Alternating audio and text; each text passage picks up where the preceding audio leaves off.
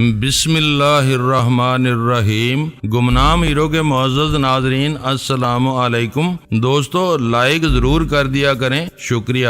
آئیے چلتے ہیں کہانی کی طرف۔ چند افسران ربی سے ملنے آتے تھے، وہی مجھے شکل و صورت سے پہچانتے ہیں۔ مختصر یہ کہ مجھے پہچاننے والوں کی تعداد برائے نام ہے۔ پھر ڈمی شیبہ کے قتل ہونے کے بعد یہ پیچیدگی باقی ہے کہ وہ اصلی تھی یا نقلی۔ اکثریت اسے اصلی شیبہ سمجھ رہے ہیں اور اب ربی اسفند یار اسے اصلی تسلیم کر لے گا۔ میں نے حیرانی سے پوچھا، کیا تم نے ربی کو اس بات کے لیے مجبور کیا ہے؟ ہاں، تم اسے سزا دے کر چلے گئے۔ اس کے بعد میں نے دھمکی دی، اگر وہ قتل ہونے والی کو اصلی شیبہ تسلیم نہیں کرے گا تو اس کی زبان کاٹ دی جائے گی۔ اب وہ دھمکی میں آ جائے گا، جبکہ 3 ٹیلی پیتھی جاننے والے اس کی حمایتی ہیں۔ میں ربی کے پاس اس وقت گئی جب اسے ہسپتال پہنچایا جا رہا تھا۔ اس کی ناک کی مرہم پٹی ہو چکی تھی اور وہ دواؤں کے زیر اثر سو رہا تھا۔ میں نے سوچا اپنے مطلب کی بات اس کے ذہن میں نقش کر دینا چاہیے، لیکن مجھے ٹیلی پیتھی جاننے والوں میں سے کسی کی آواز سنائی دی۔ وہ ربی کی آواز اور اس کے لب و لہجے میں بول رہا تھا، ہمیں افسوس ہے تمہاری ناک کٹ گئی۔ ہم ایسے وقت موجود ہوتے تو تمہارے ساتھ یہ سانحہ پیش نہ آتا۔ ابھی تم نیند میں ہو، اب کی اسکرین پر ہمیں دیکھ رہے ہو، ہماری باتیں سن رہے ہو، مگر جواب نہیں دے سکتے۔ ایک گہری نیند سونے والا اور خواب دیکھنے والا نہ کسی کو اپنی مرضی سے خواب میں دیکھ سکتا ہے اور نہ خواب میں بولنے والے کا جواب اپنی مرضی سے دے سکتا ہے۔ اس لیے ربی چپ چاپ بستر پر پڑا ہوا تھا۔ اس ٹیلی پیتھی جاننے والے نے کہا، میں آخری بار تم سے گفتگو کر رہا ہوں اور تمہیں مسٹر اسفند یار کہہ رہا ہوں، کیونکہ اب تم ربی نہیں رہے۔ تمہاری قوم کے لوگ تمہیں ربی تسلیم نہیں کریں گے۔ حکومت اور فوج کے اہم شعبوں میں تمہارا پہلے جیسا عمل دخل نہیں رہے گا، اس لیے تم ہمارے کام کے آدمی نہیں رہے۔ تم ہمارے لیے بڑی اہم خدمات انجام دیتے رہے تھے۔ تم نے اعلیٰ حکام سے ہمارا تعارف کرایا اور ان کے دلوں میں ہماری طرف سے اعتماد پیدا کیا، اس لیے ہم افسوس کرنے چلے آئے۔ جب گھوڑا بیمار ہو جائے، کسی کام کا نہ رہے تو اسے گولی مار دی جاتی ہے۔ تم ہمارے کسی کام کے نہیں رہے، لیکن پچھلی خدمات کو دیکھتے ہوئے ہم تمہیں زندہ چھوڑ کر جا رہے ہیں۔ ہمارا یہ احسان ہمیشہ یاد رکھنا۔ وہ چلے گئے۔ اس کے دماغ میں سناٹا چھا گیا۔ میں تھوڑی دیر تک انتظار کرتی رہی، پھر خواب کی اسکرین میں خود کو پیش کیا۔ وہ مجھے دیکھنے لگا۔ میں نے کہا، مجھے پہچانتے ہو؟ میں وہی ہوں جسے تمہاری سازشوں نے قتل کرا دیا۔ بے وقوف بوڑھے، اب تجھے دنیا والوں کے سامنے یہ کہنا ہوگا کہ اصلی شیبہ قتل کی گئی ہے۔ قتل کس نے کیا یہ بتانا چاہو تو بتا دینا، لیکن تمہیں اس قتل ہونے والی کو اصلی شیبہ تسلیم کرنا ہی ہوگا۔ نہیں کرو گے تو تمہاری زبان بھی کاٹ دی جائے گی۔ اسے دھمکی دینے کے بعد میں نے سوچا، جب وہ بیدار ہوگا تو اس کے دماغ میں جاؤں گی اور دیکھوں گی خوابیدہ دماغ میں دھمکی دینے کا کچھ اثر ہوتا ہے یا نہیں، لیکن اب تک وہاں نہ جا سکی۔ تھوڑی دیر بعد جاؤں گی، تم چلو، میں وہاں پہنچ رہا ہوں۔ ہم دونوں ہی سفر کی تیاریوں میں مصروف تھے۔ مائیکل گارسن والا میک اپ اتر چکا تھا، دوسرے عارضی میک اپ میں تصویریں اتر چکی تھیں، پاسپورٹ تیار ہو چکا تھا۔ میں نے ربی کے دماغ میں پہنچ کر دیکھا، وہ ہسپتال کے بستر پر آرام سے لیٹا تھا، ناک پر پٹی بندھی ہوئی تھی۔ کتنے ہی بڑے بڑے افسران اس کی عیادت کے لیے آئے تھے۔ میں ان کے سامنے کہہ رہا تھا، میں آپ لوگوں کے سامنے اعتراف کرتا ہوں کہ جو قتل کی گئی ہے وہی ہماری اصل شیبہ تھی۔ تمام افسران نے چونک کر ایک دوسرے کو دیکھا، پھر ایک نے پوچھا، آپ اب تک انکار کیوں کرتے رہے؟ کیوں اسے آزمائشوں میں مبتلا کرنے کے لیے ایک گونگے افسر کو اس کے سامنے پیش کیا گیا؟ میں ٹیلی پیتھی جاننے والے تینوں مکاروں کے فریب میں آ گیا تھا۔ وہ نہ میرے دوست ہیں اور نہ اس ملک و قوم کے خیر خواہ ہو سکتے ہیں۔ ان سے دوستی نہ کی جائے تو بہتر ہے۔ ایک اور افسر نے کہا، واہ مسٹر اسفند یار، ان سے دوستی کرانے کے بعد کہتے ہو ان سے دشمنی کریں تاکہ وہ ٹیلی پیتھی کے ذریعے ہمیں نقصان پہنچاتے رہیں۔ دوسرے افسر نے پوچھا، تم کس بنا پر کہتے ہو کہ وہ دوست بن کر نہیں رہیں گے؟ ربی کی آواز کٹی ہوئی ناک سے نکل رہی تھی۔ جس طرح نکٹے بولتے ہیں اسی طرح وہ بول رہا تھا۔ شیبہ یہودی تھی، ہمارے ملک سے تعلق رکھتی تھی، ہماری قوم کی بیٹی تھی اور اس کی ٹیلی پیتھی آج نہیں تو کل ہمارے کام آتی، لیکن ان تینوں نے اسے ختم کر دیا۔ ہماری اپنی ٹیلی پیتھی جاننے والی کو ہمیشہ کے لیے ہٹا دیا تاکہ ہم ان تینوں پر انحصار کرتے رہیں۔ کئی افسران کے سر جھک گئے۔ ایک نے کہا، او گاڈ، ہم شیبہ کی موت سے ناقابل تلافی نقصان پہنچا ہے۔ ان تینوں نے زبردست دھوکہ دیا، ایسی گہری چال چلی ہم ایسا سوچ بھی نہیں سکتے تھے۔ مسٹر اسفندیار، یہ سب تمہارا کیا دھرا ہے، تمہاری وجہ سے ہم نے اپنی شیبہ پر اعتماد نہیں کیا، اسے ہمیشہ کے لیے کھو دیا۔ دوسرے افسر نے پہلے افسر سے کہا، وہ کب ہماری تھی، اسے کھو دینے کا دکھ ہو رہا ہے، وہ تو شروع سے ہی فرہاد کے جال میں پھنس گئی تھی۔ شیبہ کو اس ملک سے بھاگ جانے پر اسفندیار نے مجبور کیا تھا۔ اگر یہ ہمیں پہلے بتا دیتا کہ شیبہ کے پاس ٹیلی پیتھی کی صلاحیتیں ہیں تو ہم اسے کبھی نہ جانے دیتے، کبھی وہ فرہاد کے جال میں نہ پھنستی۔ کئی افسران اس کی مخالفت میں بولنے لگے، شیبہ سے نفرت کا اظہار کرنے لگے۔ کوئی کہہ رہا تھا اگر اس میں ذرا بھی قومی غیرت ہوتی تو وہ فرہاد سے دل نہ لگاتی۔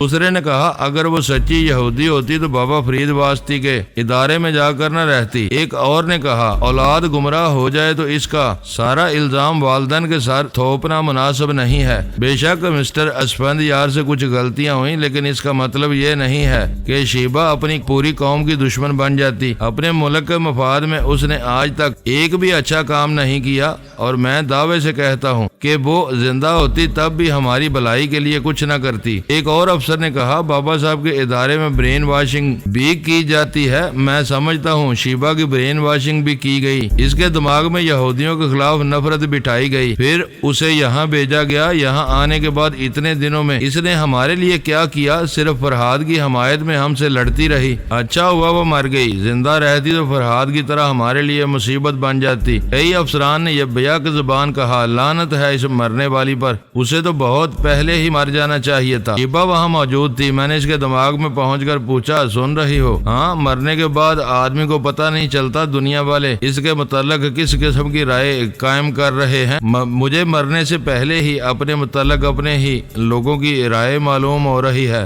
میں نے اس کی تسلی کے لیے کہا یہاں تمہاری حمایت میں بولنے والے بھی ہیں۔ ہاں دیکھ رہی ہوں 15 افسران ہیں، ان میں سے صرف 2 نے میری حمایت میں کچھ کہا ہے۔ اس وقت ایک افسر کہہ رہا تھا بھائی یہ اسپتال ہے، عدالت نہیں ہے، مسٹر اسفندیار کا کیس خصوصی عدالت میں پیش کیا جائے گا۔ ایک افسر نے کہا ہمارے ان 3 ٹیلی پیتھی جاننے والوں کے بارے میں کیا خیال ہے؟ اس نے جواب دیا وہ ہمارے دوست ہیں اور دوست رہیں گے۔ شیبہ کی زندگی میں ہی ان سے معاہدہ ہو چکا تھا کہ ایک طرف ہم شیبہ کو بھرپور محبت دیں گے، اسے اس کی قومیت، اس کے مذہب اور اس کے ملک کا واسطہ دے کر اپنے مفادات میں کام کرنے کے لیے کہیں گے۔ جب وہ فرہاد کے دباؤ میں آ کر وہ کام نہیں کر سکے گی اور ہمارے یہ 3 دوست کرتے رہیں گے تو وہ خود شرمندگی محسوس کرے گی، فرہاد سے بدزن ہوتی جائے گی اور اسے یہ کبھی نہیں معلوم ہوگا کہ ہم نے پس پردہ ان تینوں کو دوست بنا کر رکھا ہے اور ان کے ذریعے فرہاد کی عیاریوں کو بے نقاب کر دیا ہے۔ میں نے کہا شیبہ سن لو، انہوں نے ان تینوں سے خفیہ معاہدہ پہلے ہی کر رکھا ہے۔ اسفندیار کی زبان سے تمہاری موت کا یقین ہونے کے بعد انہیں کسی کا ڈر نہیں رہا، اس لیے خفیہ معاہدے کا ذکر کر رہے ہیں۔ میں سمجھ رہی ہوں اگر میں ان کے سامنے اصلی روپ میں آ جاتی، ان کی ہر بات مانتی، تب بھی مجھے اس خفیہ معاہدے کا علم نہ ہوتا۔ لعنت ہے ان لوگوں پر، میں جا رہی ہوں۔ کیا موڈ آف ہو گیا ہے؟ ہاں دکھ پہنچا ہے، میں تھوڑی دیر تنہا رہنا چاہتی ہوں۔ جاؤ مگر اپنے ذہن پر زیادہ بوجھ نہ ڈالو، میں پھر آؤں گا۔ وہ رخصت ہو گئی، میں نے اسے تنہا رہنے اور اپنے طور پر سوچنے سمجھنے کے لیے چھوڑ دیا۔ طیارہ ہزاروں فٹ کی بلندی پر پرواز کر رہا تھا۔ میں شمالی امریکہ میں اچھا خاصا وقت گزارنے کے بعد ہندوستان جا رہا تھا۔ طیارے کے اندر مسافر آرام سے سیٹوں پر بیٹھے ہوئے تھے یا سیٹوں کو آرام دہ بنا کر نیم دراز ہو گئے تھے۔ ماں جی آنند کے ساتھ اگلی قطار میں بیٹھی ہوئی تھی، میں ایک درمیانی قطار میں تھا۔ اپنی جگہ سے اٹھ کر چلتے پھرتے انہیں دیکھ سکتا تھا، ان کی نگرانی کر سکتا تھا۔ ٹیلی پیتھی جاننے والے بھائیوں میں آرم روڈ برائے نام کسی معاملے میں مداخلت کرتا تھا، ورنہ اس کے دونوں بھائی شارپر اور ہارپر ہی زیادہ سرگرم عمل رہتے تھے۔ مجھے یقین تھا میرے اس سفر کا ان دونوں کو علم نہیں ہے۔ میں نے حتی الامکان کوشش کی تھی کسی کو خبر نہ ہو۔ نیو یارک کے نئے باس نے اس بات کو راز رکھنے میں میری مدد کی تھی۔ موجودہ میک اپ کے مطابق میرا نام جعفر نوبل مین تھا، یعنی میں ایک امریکی نو مسلم تھا۔ پہلے عیسائی ہونے کے ناطے میرا نام جعفری نوبل مین تھا، مسلمان ہونے کے بعد جعفر کہلانے لگا تھا۔ میں اپنی طرف سے مطمئن تھا ماں جی اور آنند کا تعاقب یقیناً ہو رہا ہوگا، طیارے میں ان کی نگرانی کرنے والے دشمن ضرور موجود ہوں گے۔ میں نے خیال خوانی کے ذریعے ہیرا سوامی کے متعلق معلوم کرنا چاہا تو کچھ زیادہ تعجب نہ ہوا، وہ بھی اسی طیارے میں موجود تھا۔ ابھی تک میری نظر اس پر نہیں پڑی تھی، اگر وہ مجھے دیکھ لیتا تو کبھی پہچان نہ سکتا۔ میں اپنی جگہ سے اٹھ کر ٹوائلٹ کی طرف جانے لگا۔ میرے پیچھے ایک اور مسافر آ رہا تھا۔ وہاں جتنے ٹوائلٹ کے دروازے تھے سب اندر سے مقفل تھے۔ اس شخص نے میرے پاس آ کر کہا، اے مسٹر، دروازہ کھلے گا تو پہلے میں اندر جاؤں گا۔ میں نے اسے سر سے پاؤں تک دیکھا، اس کے لہجے میں غرور اور بدماشی چھپی ہوئی تھی۔ میں نے کہا، اچھی بات ہے جناب، آپ ہی چلے جائیے۔ اس شخص کے چہرے پر 2 جگہ زخم تھے اور ان پر کراس پٹیاں لگی ہوئی تھیں۔ وہ میرے قد و قامت کا آدمی تھا۔ گردن کے پاس کچھ ایسے ابھرے ہوئے نشان تھے جیسے وہ حصہ کسی حادثے میں جل گیا ہو۔ اس نے دور ایک سیٹ پر بیٹھی ہوئی عورت کی طرف اشارہ کیا، وہ اٹھ کر آنے لگی۔ اس شخص نے ٹوائلٹ کے دروازے پر دستک دیتے ہوئے کہا، کامان، پتہ نہیں یہ لوگ کیسے ہوتے ہیں، ٹوائلٹ میں جا کر سو جاتے ہیں۔ عورت آہستہ آہستہ ہماری طرف آ رہی تھی، ایسا لگتا تھا وہ کسی تکلیف میں مبتلا ہو۔ جب وہ قریب آ گئی تو میں نے اس شخص سے پوچھا، پہلے آپ جائیں گے یا یہ؟ اس نے گھرا کر کہا، یو شٹ اپ۔ اسی وقت ٹوائلٹ کا دروازہ کھل گیا، ایک شخص باہر نکلا۔ میں نے مسکراتے ہوئے کہا، اگر میں پہلے چلا جاؤں تو؟ اس شخص نے گھرا کر دیکھا۔ عورت نے التجا کی، پلیز مجھے جانے دیجیے۔ میں پیچھے ہٹ گیا، وہ فوراً ہی اندر گئی اور دروازے کو بند کر لیا۔ وہ دونوں کچھ گڑبڑ کر رہے ہیں، اس کا مجھے اندازہ ہو گیا۔ میں خیال خوانی کے ذریعے معلوم کر سکتا تھا، مگر غیر ضروری ٹیلی پیتھی کا مظاہرہ کرنا مناسب نہیں تھا۔ یہ دشمنوں میں سے ہو سکتا تھا اور میری سوچ کی لہروں کو محسوس کر سکتا تھا، لہذا میں نے دوسرا طریقہ اختیار کیا، اسے چھیڑنے کے لیے کہا، جب یہ باہر آئے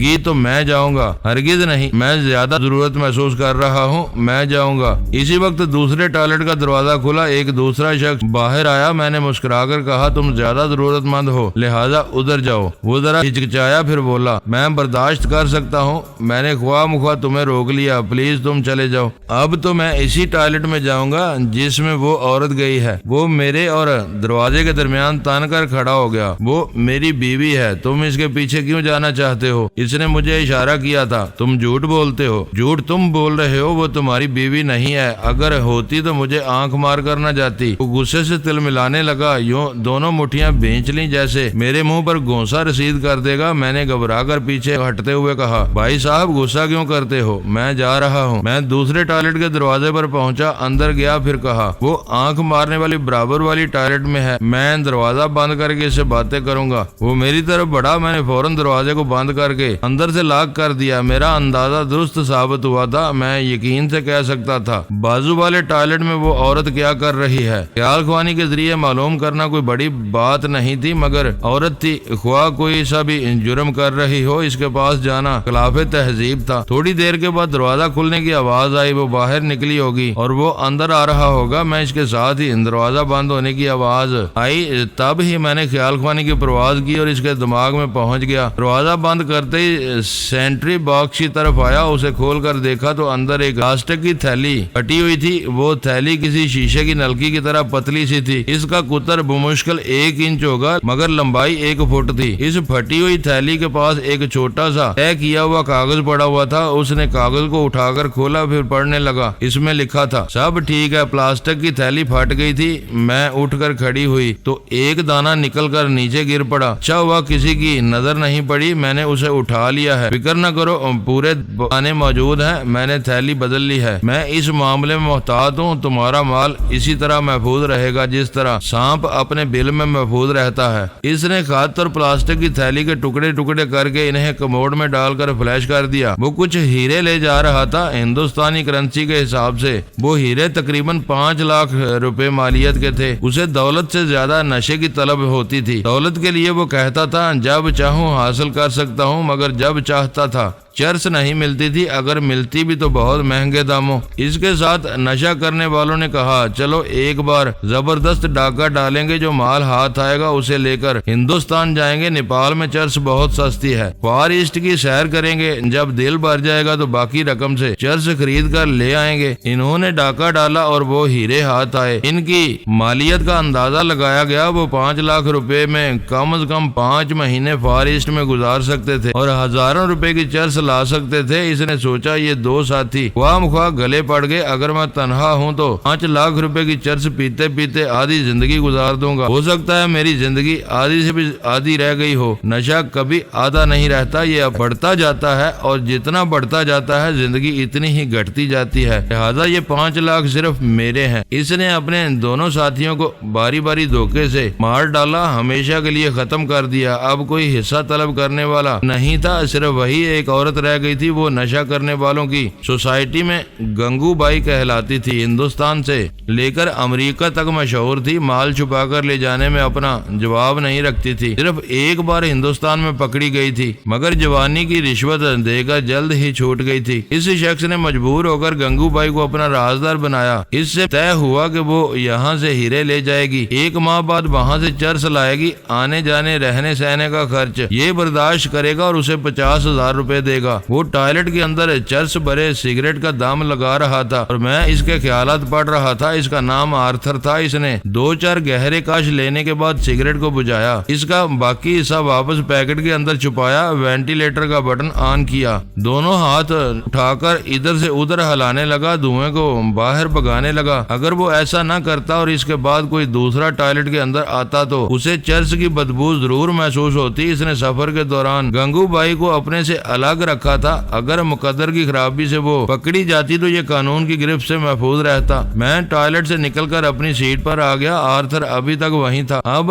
آئینے میں اپنا چہرہ دیکھ کر زخموں کی مرہم پٹی کر رہا تھا۔ یہ زخم اپنے دوستوں سے لڑنے کے دوران آئے تھے۔ اس نے بڑی جان لیوا جنگ لڑنے کے بعد اپنے دونوں ساتھیوں کو ہلاک کیا تھا۔ سفر بڑا آرام دہ تھا، ابھی ہمارے نصیب میں تھوڑا سا سکون تھا۔ جب میں خیال خوانی کرتا ہوں تو کسی نہ کسی نئی الجھن میں گرفتار ہو جاتا ہوں۔ فی الحال خیال خوانی کی خاص ضرورت نہیں تھی۔ سونیا، رسونتی، آلا بی بی اور پومی بابا صاحب کے ادارے میں محفوظ تھیں، ان کی طرف سے کوئی فکر نہیں ہو سکتی تھی۔ شبا مجھ سے پہلے بمبئی پہنچ گئی تھی، خدا نخواستہ وہ کسی مصیبت میں ہوتی تو مجھ سے رابطہ قائم کرتی۔ مختصر یہ کہ اپنوں کی طرف سے کوئی فکر نہیں تھی، البتہ دشمن جتنے محاذوں سے چالے چل رہے تھے ان کے مطابق تازہ ترین معلومات رکھنا لازمی تھا، مگر دشمنوں کی خبر رکھتے رکھتے زندگی گزر رہی تھی۔ جتنا ان کے متعلق تازہ ترین معلومات حاصل کرو مزید الجھنیں بڑھتی جاتی تھی، مصروفیات میں اضافہ ہوتا رہتا تھا۔ میں نے فیصلہ کیا بمبئی پہنچنے تک خیال خوانی نہیں کروں گا۔ اس کے بعد میں بڑی دیر تک اپنے فیصلے پر عمل کرتا رہا۔ ہم کسی سے نہ ملنے کا فیصلہ کر لیتے ہیں، مگر جس سے نہ ملنے کا فیصلہ کرتے ہیں وہ خود چلا آتا ہے۔ میں خیال خوانی سے پرہیز کر رہا تھا، مگر پرائی سوچ کی لہریں دماغ میں چلی آئیں۔ میں نے فوراً سانس روک لی۔ چھرا خربوزے پر گرے یا خربوزہ چھرے پر، بات ایک ہی ہے۔ مجھے خیال خوانی کرنا پڑی۔ میں نے شیبا کے دماغ پر دستک دی۔ اس نے پوچھا کون ہے؟ میں فرحاد بول رہا ہوں، کیا تم میرے پاس آئی تھی؟ نہیں تو میں یہی پوچھنا چاہتا تھا۔ آرام کرو، میں بھی خیال خوانی سے پرہیز کر رہا ہوں۔ میں دماغی طور پر حاضر ہو گیا۔ اسی لمحے میں نے پھر اپنے دماغ میں پرائی سوچ کی لہریں محسوس کیا اور سانس روک لی۔ یقیناً وہ ٹیلی پیتھی جاننے والے میرے دماغ میں آ کر معلوم کرنا چاہتے ہوں گے کہ میں کہاں ہوں۔ اگر انہیں دماغ میں جگہ دے دوں تو فوراً پتہ چل جائے گا کہ طیارے میں ہوں، ماں جی اور آنند کے ساتھ سفر کر رہا ہوں اور میری منزل ہندوستان ہے۔ میں چند سیکنڈ تک سانس روکنے کے بعد پھر سانس لینے لگا۔ تھوڑی دیر بعد سوچ کی لہر محسوس ہوئی۔ میں نے پھر سانس روک لی۔ شارپر اور ہارپر مجھے تلاش کر رہے ہوں گے۔ ادھر انہوں نے ریڈ پاور کے باس کے پاس پہنچ کر میرے متعلق معلوم کرنا چاہا ہوگا۔ انہیں یہ دیکھ کر مایوسی ہوئی ہوگی کہ ریڈ پاور کا باس بدل چکا ہے۔ پھر وہ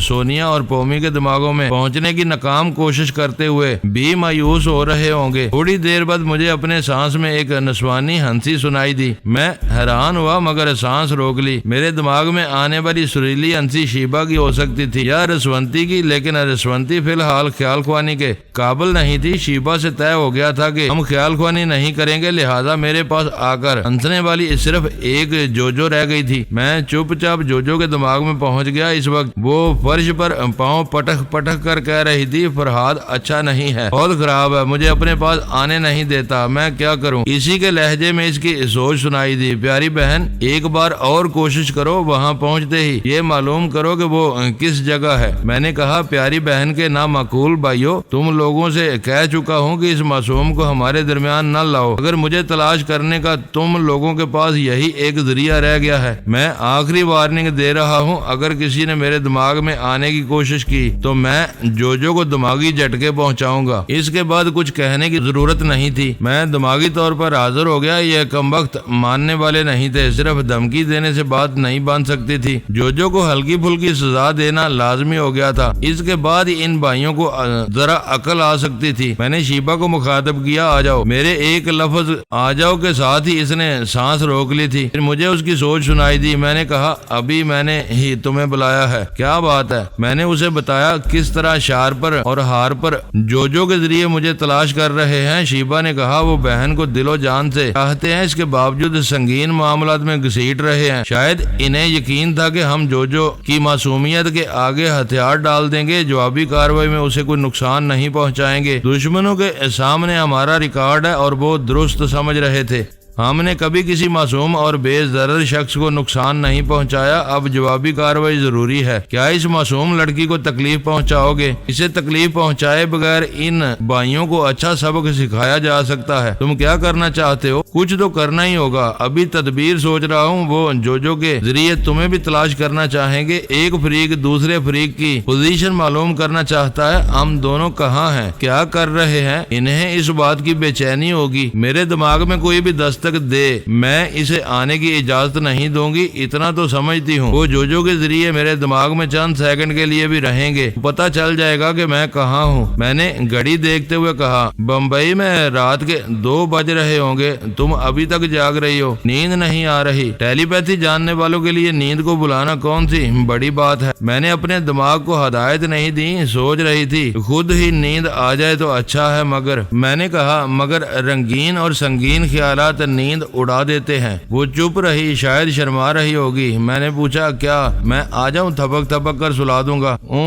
میں سو جاؤں گی۔ ایسے تو کبھی نہیں سو سکو گی۔ اپنے دماغ کو ہدایت دو اور سو جاؤ۔ آرام کرنے کا جتنا موقع ملتا ہے اسے ضائع نہیں کرنا چاہیے۔ پچھلے دنوں میں زیر زمین دنیا میں تھا، تم دن رات خیال خوانی میں مصروف رہی، اب عملی میدان میں آئی ہو تو پھر وہی مصروفیت ہوں گی، لہذا آرام کے وقت آرام کرو۔ ہم نے رابطہ ختم کر دیا۔ میں نے سوچا تھا خیال خوانی نہیں کروں گا، مگر خیال تو پھر خیال ہوتا ہے، شروع ہوتا ہے تو آدمی کو خیالوں میں گم کر دیتا ہے۔ ایک بات جب چل پڑتی ہے تو چل پڑتی ہے۔ میں ہیرا سوامی کے پاس پہنچ گیا۔ وہ دونوں بھائی اس کے لب و لہجے میں بول رہے تھے، تمہیں پھر ایک بار اٹھ کر دیکھنا چاہیے، ان مسافروں میں فرہاد ہو سکتا ہے۔ میں دوبارہ جہاز کے ایک سرے سے دوسرے سرے تک جا چکا ہوں، ہر مسافر پر نظر ڈالی ہے، کسی پر فرہاد کا شبہ نہیں ہو رہا ہے۔ ہیرا سوامی ہمارا دل نہیں مانتا، وہ شخص زبان کا دنی ہے، جب تمہاری بیوی کو ماں کہتا ہے تو اس کی حفاظت کے لیے نفس نفیس موجود رہ سکتا ہے، بہت دور رہ کر بھی نیلما اور آنند کے قریب رہ سکتا ہے۔ تم ٹیلی پیتھی جاننے والوں کے لیے یہ کون سی بڑی بات ہے؟ ہمارے اطمینان کے لیے ایک بار اٹھو، ہم تمہیں ایک اہم نشانی بتاتے ہیں، وہ آج کل زخمی ہے۔ اگر اسے طیارے میں سفر کر رہا ہے تو یقیناً تم ایک زخمی شخص کو دیکھ سکو گے، خواہ وہ کسی روپ میں ہو۔ ہیرا سوامی نے چونک کر کہا ہاں ہے ایک زخمی شخص، اس طیارے میں ہے، میں نے اسے دیکھا ہے، چہرے پر زخم ہے، شاید لباس کے اندر بھی زخمی ہو۔ میں بے اختیار مسکرانے لگا۔ آرتھر کی شامت آ گئی تھی، اس کے چہرے پر زخم کے نشان تھے، 2 جگہ اس پٹیاں لگی ہوئی تھی۔ اگرچہ میں بھی زخمی تھا لیکن وہ زخم لباس کے اندر تھے، بظاہر زخم نظر نہیں آتا تھا۔ ہیرا سوامی نے کہا مجھے یاد نہیں رہا تھا، ورنہ میں اس پر کڑی نظر رکھتا۔ اب رکھو اور دیکھو تم کہیں دھوکہ تو نہیں کھا رہے ہو، میں اسے دیکھتا رہوں گا۔ میں آرتھر کے پاس پہنچ گیا، وہ آرام سے بیٹھا ہوا تھا۔ میں نے اس کے اندر پھر نشے کی طلب پیدا کی، وہ بے چین سا ہو گیا، پلٹ کر پچھلے حصے کے ٹوائلٹ کی طرف دیکھنے لگا۔ میں نے اس کی سوچ میں کہا اب مجھے اگلے حصے والے ٹوائلٹ میں جانا چاہیے، بار بار ایک ہی جگہ نشہ کرنے جاؤں گا تو کسی کو شبہ ہوگا۔ میں ماں جی کے پاس آیا، عجیب اتفاق تھا، وہ بھی اپنی جگہ سے اٹھ کر ٹوائلٹ کی طرف جانا چاہتی تھی۔ اگر وہ نہ جاتی تب بھی میں کسی بہانے لے جاتا۔ بہرحال جب وہ وہاں پہنچی تو ٹھیک اسی وقت آرتھر بھی پہنچ گیا۔ ماں جی نے اس سے کہا پہلے تم چلے جاؤ۔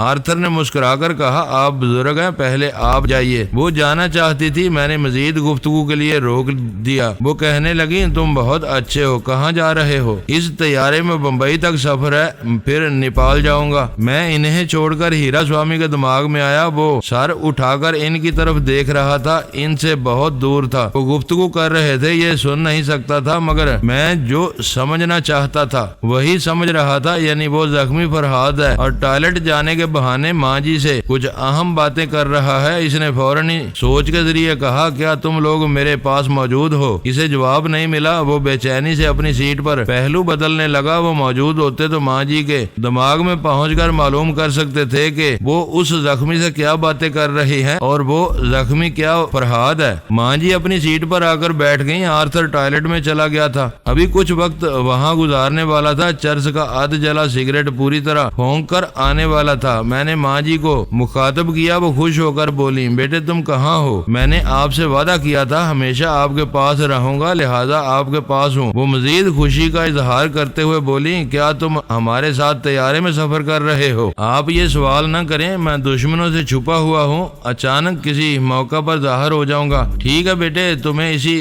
طرح محتاط رہنا چاہیے، میں تمہارے لیے دعا کرتی رہوں گی، اس کے سوا مجھے کچھ نہیں چاہیے۔ خدا سب کی سنتا ہے مگر ماں کی دعا پہلے سنتا ہے۔ تمہارے زخم کیسے ہیں؟ یہ بڑھ رہے ہیں مگر چہرے کا زخم ویسا ہی ہے، اگرچہ میں پلاسٹک سرجری کے ذریعے روپ بدل چکا ہوں لیکن دشمن ان زخموں کی وجہ سے تاڑ سکتے ہیں۔ وہ چونک کر بولی ارے بیٹا کیا تم وہی ہو جو ابھی ٹوائلٹ کے پاس ملے تھے؟ ماں جی آپ نے تو فوراً ہی تاڑ لیا، پھر بھلا دشمن کب پیچھے رہیں گے؟ میں کسی کو نہیں بتاؤں گی، اپنے دماغ میں یہ خیال ہی نہیں لاؤں گی کہ ٹوائلٹ کے پاس جس زخمی سے مل چکی ہوں وہ میرا بیٹا ہے۔ آپ آرام کریں، میں جا رہا ہوں۔ میں آرتھر کے پاس آ گیا، وہ اپنی طلب پوری کر چکا تھا۔ اسی طرح وینٹیلیٹر کا بٹن آن کرنے کے بعد دھوئیں کو باہر نکال رہا تھا، پھر وہ باہر آ گیا۔ جب سیٹوں کی درمیانی راہداری سے گزرنے لگا تو میں نے اس قطار کے قریب پہنچنے سے پہلے چال سست کر دی۔ وہاں ہیرا سوامی بیٹھا اسے دیکھ رہا تھا۔ میں نے آرتھر کو کن آنکھوں سے ادھر دیکھنے پر مجبور کیا۔ جب ہیرا سوامی سے نظریں ملی تو آرتھر نے فوراً ہی نظریں چرا لی، تیز قدم بڑھاتا ہوا اپنی سیٹ پر چلا گیا۔ اب تو ہیرا سوامی کو پورا یقین ہو گیا کہ وہ میں ہی ہوں۔ جب میں اس کے ٹیلی پیتھی جاننے والے دوست اس کے پاس آتے تو وہ ضرور بتاتا کہ ماں جی اور آرتھر ٹوائلٹ کے پاس کچھ باتیں کر رہے تھے، پھر وہ یقیناً ماں جی کے دماغ پہ پہنچتے، چپ چاپ ان کے خیالات پڑتے۔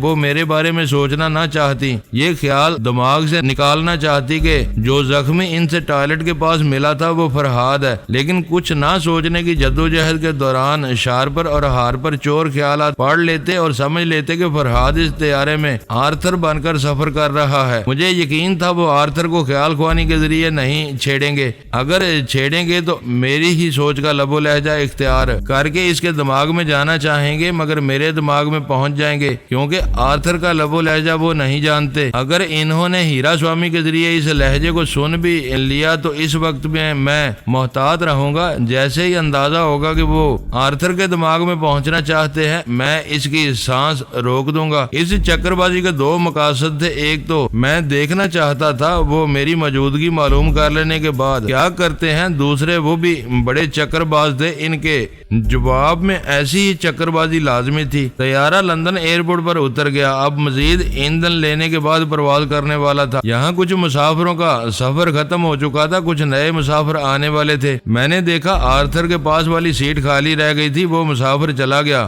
پتہ نہیں کون آنے والا تھا۔ میں نے آرتھر کے دماغ میں پہنچ کر یہ خیال قائم کیا کہ اسے گونگا بن کر رہنا چاہیے، اگر بولے گا تو منہ سے چرس کی بو آئے گی۔ وہ گونگا بن کر رہنے پر آمادہ ہو گیا۔ میں آرام سے اپنی سیٹ پر ٹیک لگائے آنکھیں بند کیے بیٹھا تھا، جو کا تصور کر رہا تھا، اس کے لب و لہجے کو یاد کر رہا تھا۔ پھر چپ چاپ اس کے پاس پہنچ گیا۔ آرمر اس کسی کے سرانے بیٹھا ہوا تھا، اس کے سر کو سہلاتے ہوئے کہہ رہا تھا اب تم ٹیلی پیتھی جانتی ہو، اپنے دماغ کو ہدایت دو کہ تم کتنے گھنٹے تک سونا چاہتی ہو، پھر صبح دیکھو گی کہ جو وقت مقرر کیا تھا اسی وقت تمہاری آنکھ کھلے گی۔ وہ خوش ہو کر بولی کیا سچ؟ اگر صبح 5 بجے اٹھنا چاہوں تو ٹھیک اسی وقت اٹھوں گی۔ ہاں آزما کر دیکھ لو۔ اپنے دماغ کو ہدایت دیتے وقت یہ بھی کہنا کہ تم سکون سے سوتی رہو گی، لیکن تمہارے کمرے میں کوئی داخل ہوگا یا تمہارے دماغ میں کوئی آنا چاہے گا تو تمہاری آنکھ فوراً کھل جائے گی، اور جب آنکھ کھل جائے گی تو تم خیال خوانی کے ذریعے مجھے مخاطب کرو گی، میں تمہاری مدد کے لیے پہنچ جاؤں گا۔ اس نے پوچھا بھائی کیا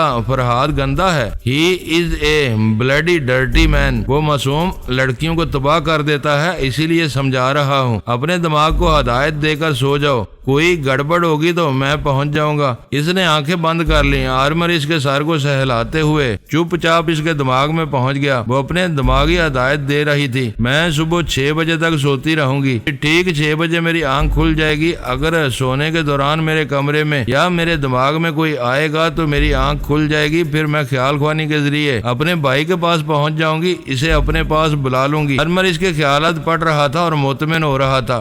ذرا دیر بعد وہ گہری نیند میں ڈوب گئی۔ بھائی نے اسے محبت سے دیکھا، جھک کر اس کی پیشانی کو چوما، پھر لائٹ آف کر کے کمرے سے چلا گیا۔ باہر آتے ہی اسے اپنے لب و لہجے میں بھائی کی بات سنائی دی۔ ان میں سے ایک کہہ رہا تھا، یہ تم نے اچھا کیا، وہ دماغ کو ہدایت دے کر سونا سیکھ گئی ہے۔ فرحاد یا شیبہ بے جھجک اس کے پاس نہیں آئیں گے تو وہ فوراً ہی تمہارے پاس پہنچ جائے گی۔ وہ تینوں مطمئن تھے۔ میں آرمر کے پاس تھوڑی دیر تک رہا۔ جب وہ اپنے کمرے میں پہنچ کر شراب پینے بیٹھا تو میں جوجو کے دماغ میں آ گیا۔ اس نے یک بار کی آنکھیں کھول دی۔ فوراً یاد نہیں آیا کہ ایسے وقت کیا کرنا چاہیے، پھر یاد آ گیا خیال خوانی کے ذریعے بھائی آرمر کو مخاطب کرنا چاہیے، لیکن میں نے ایسا کرنے سے بعد رکھا۔ اس کے دماغ پر قبضہ جما کر اسے پھر لٹا دیا، آنکھیں بند کر دی اور تھپک تھپک کر سلانے لگا۔ ذرا دیر بعد ہی وہ دوبارہ نیند کی آغوش میں پہنچ گئی۔ تب میں نے اس پر تنویمی عمل شروع کیا۔ وہ میری معمولہ بن گئی، میرے زیر اثر آ گئی۔ اب صرف میری آواز سن سکتی تھی، صرف میری بات سمجھ سکتی تھی، ساری دنیا کو بھول چکی تھی، حتیٰ کہ بھائیوں کو بھی بلا دیا تھا۔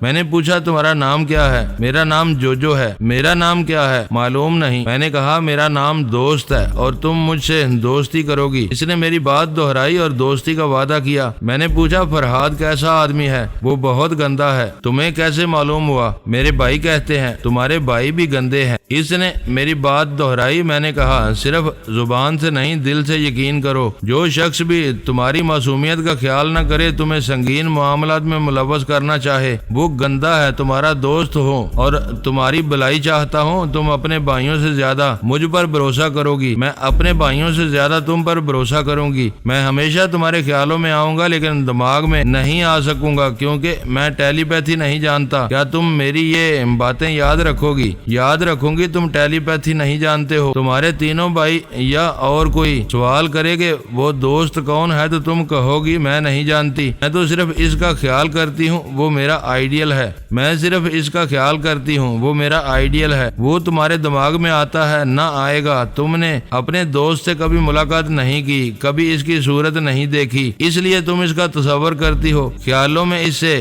باتیں کرتی ہو اور خیالوں میں اس کے پاس پہنچ جاتی ہو۔ وہ میری تمام باتوں کو دہرانے لگی۔ میں نے کہا تمہارے بھائی فرحاد کی سوچ پڑھنے کی فرمائش کریں تو انکار کر دینا، کہہ دینا وہ گندا ہے، میں اس کے دماغ میں نہیں جاؤں گی، اپنے بھائیوں سے انکار کر دوں گی۔ میں نے پوچھا کیا وہ تینوں تمہارے دماغ کو حساس بنانا چاہتے ہیں؟ ہاں، باتیں کر رہے تھے۔ پھر آرمر بھائی نے انکار کر دیا، کہنے لگے جوجو کے دماغ کو حساس بنائیں گے تو فائدہ نہیں ہوگا، ہماری بہن سانس نہیں روک سکتی، چند سیکنڈ میں گھبرا کر سانس لینے لگے گی، اور اگر میں نے محسوس کیا تنویمی عمل کے دوران وہ کچھ پریشان سی ہے اور دماغ پر بوجھ محسوس کر رہی ہے۔ یقیناً اس کا دماغ نازک سا تھا، وہ ہنسنے بولنے والی لڑکی تھی، تنویمی عمل کی سنجیدگی اور سنگینی کو زیادہ دیر برداشت نہیں کر سکتی تھی۔ میں نے اسی وقت یہ عمل ختم کرنے کا فیصلہ کر لیا، پھر اس سے کہا تم بہت اچھی ہو، ہمیشہ ہنستی بولتی رہتی ہو، اپنے دماغ کو ہلکا پھلکا رکھنے کے لیے کوئی ہنسنے والی بات بولو۔ وہ آنکھیں بند کیے بستر پر چاروں شانے چت پڑی ہوئی تھی۔ میں نے محسوس کیا اس کے دماغ میں ہلکی پھلکی تازگی آ گئی ہے، وہ خوش ہو رہی تھی، پھر اچانک ہی ہنسنے لگی۔ میں نے پوچھا کس بات پر ہنس رہی ہو؟ وہ جو داڑھی والا بڈھا ہے، اس کی ناک کٹ گئی ہے۔